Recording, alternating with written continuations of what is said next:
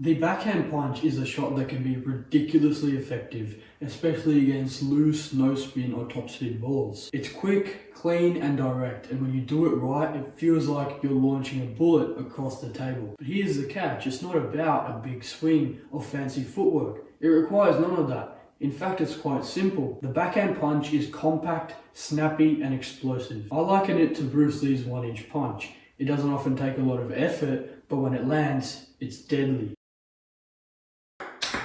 The technique of the backhand flick is actually quite self-explanatory. It's just a snap forward of the wrist. There's no large body movement or anything like that. Now what we're going to be discussing in this video are the keys to power on this stroke. The key to the explosiveness in this shot is staying tight and compact. If you keep your arm close when you start the stroke, it allows you to engage your muscles more effectively, giving you a faster sort of snap. The idea is not to stretch and reach for the ball. You lose a lot of power this way. It's about using the compact position to stay tight and really snap through the ball.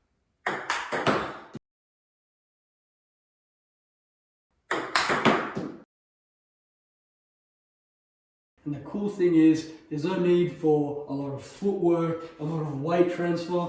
It's just your wrist. Stay compact and snap through the ball. Now to discuss the actual motion that your wrist is doing to get that explosive snap, ideally the motion should be sharp and crisp. You want a bit of tension in your wrist at the start of the stroke. This is what builds the speed and the momentum. But the magic happens right before you contact the ball, when you completely let your hand go loose. You build up with a lot of tension to generate that pace and momentum, and then the closer you get to contacting the ball, the more you release. This is how you make the racket whip through the ball and really accelerate. The subtle shift between the build up and then the release is what gives this stroke the explosiveness.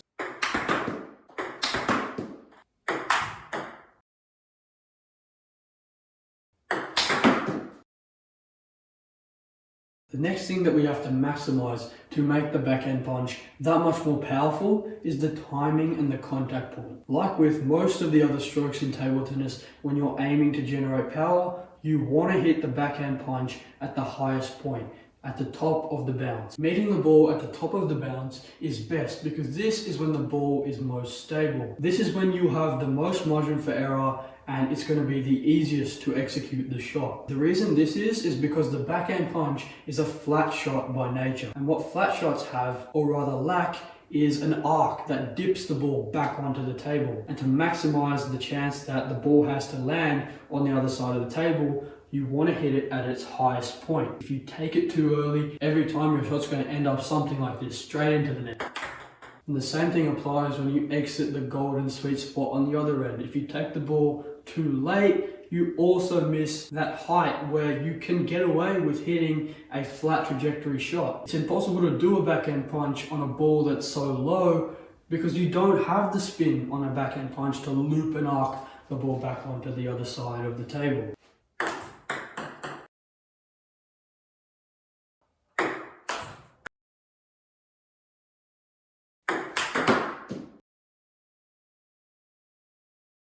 To maximize the effectiveness of this shot, please make sure to hit the ball at the top of the bounce. Now watch me. I'm going to drop this ball and make sure I don't hit it too early or too late after it starts to drop. Again, applying all the principles, keeping my racket close to my body, snapping my arm correctly with tension, then loosening up. Boom, highest point. Now guys, this isn't a shot that you just whip out against any ball. The balls that it's going to work against is very light backspin, no spin or top spin. To punch a heavy backspin ball, you require a different type of rubber, one with pips. So make sure that when you're doing this shot, it is high enough, you have enough clearance over the net, and it is one of those three categories: light backspin, no spin or top spin. Make sure the ball is loose. And obviously when you get the opportunity, do not forget to capitalize. This is one of my favorite things to teach my students at my club, and they all really seem to enjoy playing this shot.